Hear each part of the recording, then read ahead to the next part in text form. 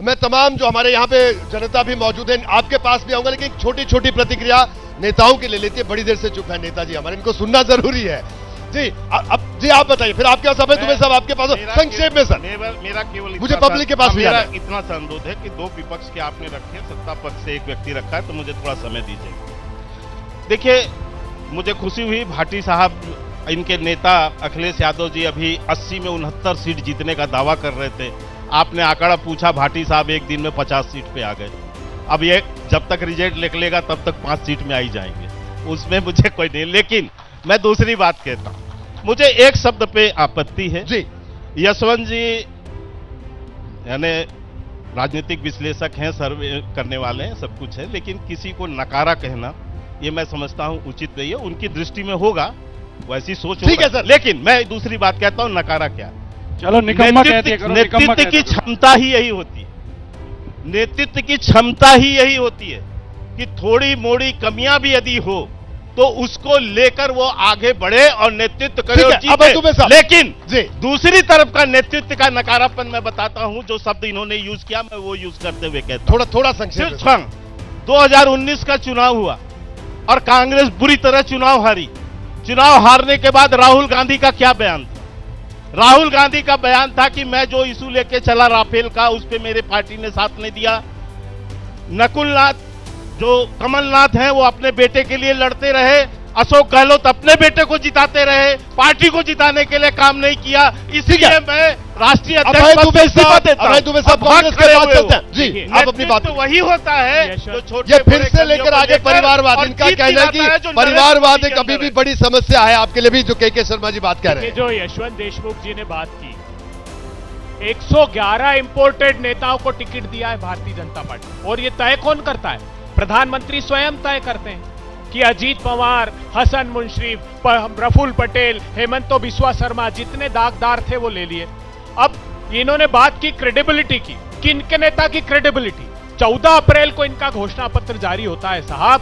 प्रधानमंत्री जी ने एक शब्द, इनके किसी नेता ने कोई घोषणा सुनी है आपने?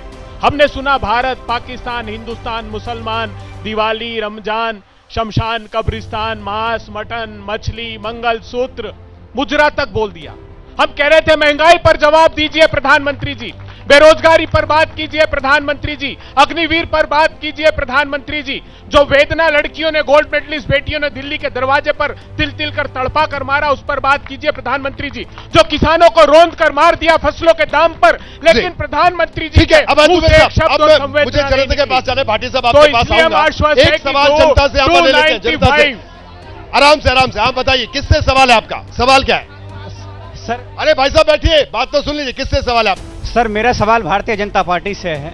प्रधानमंत्री नरेंद्र मोदी मन से शहजादे करते हैं, क्या वो देश के लिए कुछ ऐसा या बिहार के लिए कुछ? बिहार में ये बयान दिया था उन्होंने। कहाँ के रहने वाले हैं बिहार के आप? बेगूसराय से हैं, मेरा नाम आदित्य है।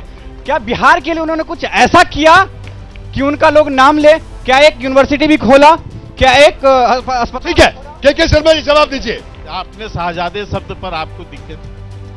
मुझे आश्चर्य है कि ये गांधी खानदान है क्या? ये विरासत के पुत्र नहीं है तो और क्या है? सोनिया गांधी ने जाके रायबरेली में क्या बोला? एक प्रेम कुमार धूमल जी के अनुराग ठाकुर, अगला सवाल। सोनिया गांधी ने जाके कहा ना कि मैं अपना उत्तराधिकारी, अरे वो शहीद जाते, ये विरासत है क्या? शहादत दी है उस परिवार ने, बताइए किससे शहादत दी उस गांधी खानदान, बोलिए बताइए किससे सवाल? इटली से लेके आई question is to the Congress leader. Congress से सवाल है जी, प्लीज सुनिए सवाल। सर आपने कहा कि सॉरी सर, चुनाव में खड़े होना मुश्किल होता है या डिबेट में आराम से खड़े हुई आप? सर मेरा क्वेश्चन ये है, आपने बोला कि बीजेपी सपने देख रही है अब की बार जीतने के, तो राहुल गांधी जी ने पिछले जो 2 चुनाव हुए हैं तब भी सपने देखे थे, अब भी सपने देख रहे हैं, तो आप अपने सपनों में जी रहे हो? खटाखट सपने देखे। ठीक है, आपका सवाल किससे? 1 लाख पहली नौकरी पर, एक और सवाल, गरीब महिलाओं को 1 लाख, मनरेगा को 400 रुपए। जी एक और सवाल। सर मेरा प्रश्न कांग्रेस के प्रवक्ता से कि आपको प्रधानमंत्री नरेंद्र मोदी का मुजरा शब्द अगर इतना बुरा लग गया तो आप मुजरा बंद करवाने की भी बात क्यों नहीं करते हैं? इनका कहने की शब्दों की जो गरिमा तो उसे बंद करने पर बात होनी चाहिए। बिल्कुल, हमने प्रधानमंत्री जी से आग्रह किया कि ऐसे शब्दों को कम से कम उनको शोभा नहीं देता। सुनिए सुनिए, अभी आ रहे हैं आपके पास, सुनिए। प्रधानमंत्री जी को शोभा नहीं देता, हमने इतने ही आग्रह, हमारे भी प्रधानमंत्री हैं। ठीक है, एक और सवाल बताइए, किससे सवाल है, जल्दी। सवाल है हमको बीजेपी प्रवक्ता। हाँ पूछिए पूछिए। सर एक चीज बताइए, जो हमारा देश जो है 60% युवाओं का देश है, इस देश में प्रधानमंत्री जैसे प्रभावशील पद कभी भी चुनाव के दरमियान में 2 महीना में शिक्षा स्वास्थ्य पर कभी चर्चा नहीं किए। यह भारत विश्व गुरु कैसे बनेगा? विश्व गुरु कैसे बनेगा सर, पूछ रहे हैं। नहीं, शायद मेरे बैठ मैं जा रहा हूं सबका आपके। एक साथ दे दूं। जी आप जवाब दीजिए। नहीं, शायद मेरे जो मित्र हैं उन्होंने पूरी तरह से ना भाषण सुना ना हमारा घोषणा पत्र पढ़ा। हमने शिक्षा स्वास्थ्य रोजगार सारे विषयों पर भाई ये कह रहे सब विषय पर बात है सर, आप बताइए किससे सवाल। लोग आकर्षित भी हुए और सबसे ज्यादा युवा उससे एक सवाल है, भारतीय सभी जनता उसमें आते हैं, पार्टी ये को ही लोग वोट पक्षी कर है। रहे हैं। मैं ये कहना क्योंकि चाहता हूँ उनको मोदी सर जी पर ही जय शर्मा जी, एक और सवाल। मैं ये कहना चाहता हूं, जब तक मोदी सरकार ने अपने प्रचार की सीमा आखिरी तक पहुंचा दी, तब तक इनकी सरकार का नेता कोई नहीं बन पाया था, जिसके कारण ये डिले है। आज ये मीडिया पर दोष देते हैं। मतलब ये कह रहे हैं कि सब चेहरा बताने में आपने देर कर दी आपसे। अरे जवाब सुन लीजिए, आपके पास भी आते हैं, बताइए। देखो, काम को देखो, चेहरे को ना देखो। चेहरों ने लाखों को लूटा, काम सच्चा और चेहरा झूठा।